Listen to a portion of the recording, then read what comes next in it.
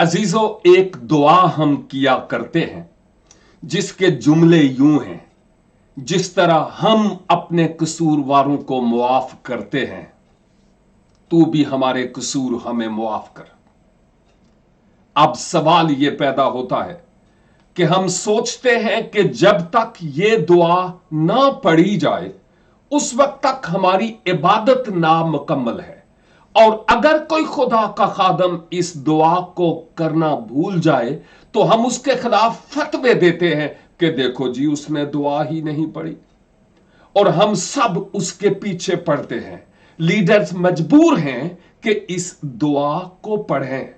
अगरचे ये दुआ बहुत अच्छी है, एक बहुत खूबसूरत नमूना है, हम इस दुआ को अच्छी तरह से करें तो जबरदस्त दुआ है, क्योंकि ये खुदावंद ने हमें सिखाया कि यूं दुआ किया करें। लेकिन बात यह है कि जब हम खुदा के घर में जाकर खुदा की हुजूरी में ये कहते हैं, जिस तरह हम अपने कसूरवारों को, जिस तरह मैं अपने कसूरवारों को मुआफ करता हूं, तू भी मेरे कसूर मुआफ कर।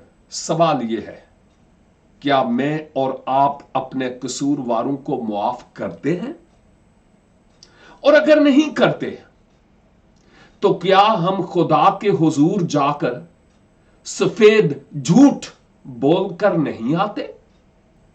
और अगर झूठ बोलकर आते हैं तो क्या हम यह समझते हैं कि मैं बरकत पाकर वापस लौटा हूं?